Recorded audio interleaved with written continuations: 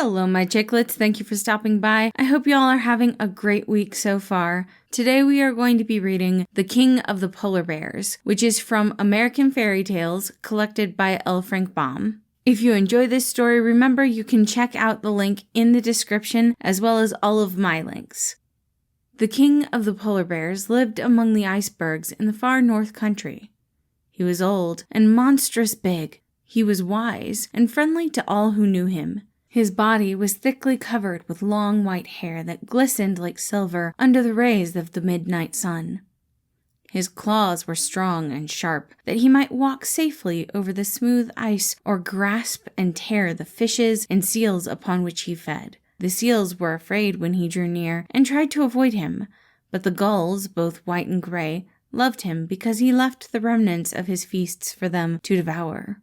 Often his subjects, the polar bears, came to him for advice when ill or in trouble, but they wisely kept away from his hunting grounds, lest they might interfere with his sport and arouse his anger. The wolves, who sometimes came as far north as the icebergs, whispered among themselves that the king of the polar bears was either a magician or under the protection of a powerful fairy, for no earthly thing seemed to be able to harm him. He never failed to secure plenty of food, and he grew bigger and stronger day by day and year by year. Yet the time came when this monarch of the north met man, and his wisdom failed him. He came out of his cave among the icebergs one day and saw a boat moving through the strips of water which had been uncovered by the shifting of the summer ice. In the boat were men. The great bear had never seen such creatures before, and therefore advanced towards the boat, sniffing the strange scent with aroused curiosity, and wondering whether he might take them for friends or foes, food or carrion. When the king came near the water's edge, a man stood up in the boat, and with a queer instrument made a loud bang. The polar bear felt a shock. His brain became numb, his thoughts deserted him. His great limbs shook and gave way beneath him, and his body fell heavily upon the hard ice. That was all he remembered for a time. When he awoke, he was smarting with pain on every inch of his huge bulk, for the men had cut away his hide with its glorious white hair and carried it with them to a distant ship. Above him circled thousands of his friends, the gulls, wondering if their benefactor were really dead and it was proper to eat him. But when they saw him raise his head and groan and tremble, they knew he still lived, and one of them said to his comrades, "The wolves were right. The king is a great magician, for even men cannot kill him, but he suffers for lack of covering. Let us repay his kindness to us by each giving him as many feathers as we can spare." This idea pleased the gulls. One after another, they plucked with their beaks the softest feathers from under their wings, and flying down, dropped them gently upon the body of the king of the polar bears. Then they called to him in chorus, "Courage, friend! Our feathers are as soft and beautiful as your own shaggy hair. They will guard you from the cold winds and warm you while you sleep. Have courage, then, and live." And the king of the polar bears had courage to bear his pain, and lived and was strong again. The feathers grew as they had grown upon the bodies of the birds and covered him as his own hair had done. Mostly they were pure white in color, but some from the gray gulls gave his majesty a slightly molted appearance. The rest of that summer and all through the 6 months of night, the king left his icy cavern only to fish or catch seals for food. He felt no shame at his feathery covering, but it was still strange to him, and he avoided meeting any of his brother bears. During this period of retirement, he thought much of the men who had harmed him and remembered the way they had made the great bang, and he decided it was best to keep away from such fierce creatures. Thus, he added to his store of wisdom. When the moon fell away from the sky and the sun came to make the icebergs glitter with the gorgeous tinting of the rainbow, 2 of the polar bears arrived at the king's cavern to ask his advice about the hunting season.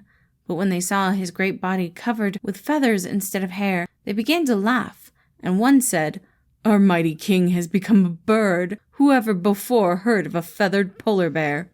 Then the king gave way to wrath. He advanced upon them with deep growls and stately treaded, and with one blow of his monstrous paw stretched the mocker lifeless to his feet.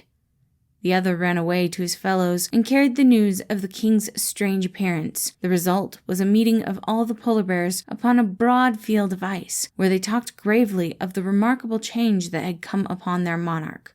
"He is, in reality, no longer a bear," said one, "nor can he justly be called a bird, but he is half bird and half bear, and so unfitted to remain our king." "Then who shall take his place?" asked another. "He who can fight the bird bear and overcome him," answered an aged member of the group. "Only the strongest is fit to rule our race." There was silence for a time, but at length a great bear moved to the front and said, "I will fight him. I, Woof, the strongest of our race, and I will be king of the polar bears." The others nodded assent and dispatched a messenger to the king to say he must fight the great wolf and master him or resign his sovereignty. "For a bear with feathers," added the messenger, "is no bear at all, and the king we obey must resemble the rest of us." "I wear feathers because it pleases me," growled the king. "Am I not a great magician? But I will fight nevertheless, and if Wolf masters me, he shall become king in my stead." Then he visited his friends the gulls, who were even then feasting upon the dead bear, and told them of the coming battle. "I shall conquer," he said proudly. "Yet my people are in the right, for only a hairy one like themselves can hope to command their obedience." The queen gull said, "I met an eagle yesterday, which has made its escape from a big city of men. And the eagle told me he had seen a monstrous polar bear skin thrown over the back of a carriage that rolled along the streets. That skin must have been yours, O king, and if you wish, I will send 100 of my gulls to the city to bring it back for you." "Let them," said the king gruffly, and the 100 gulls were soon flying rapidly southward. For 3 days they flew straight as an arrow until they came to scattered houses, to villages, and to cities. Then their search began. The gulls were brave and cunning and wise. Upon the 4th day they reached the great metropolis and hovered over the streets until a carriage rolled along with a great white bear robe thrown over the back seat. Then the birds swooped down, the whole 100 of them, and seizing the skin in their beaks, flew away quickly. They were late. The king's great battle was upon the 7th day, and they must fly swiftly to reach the polar regions by that time. Meanwhile, the bird bear was preparing for his fight. He sharpened his claws in the small crevices of the ice. He caught a seal and tested his big yellow teeth by crunching its bones between them. And the queen gull set her band to pluming the king bear's feathers until they lay smoothly upon his body. After each day, they cast anxious glances into the southern sky, watching for the 100 gulls to bring back the king's own skin. The 7th day came, and all the polar bears in that region gathered around the king's cavern.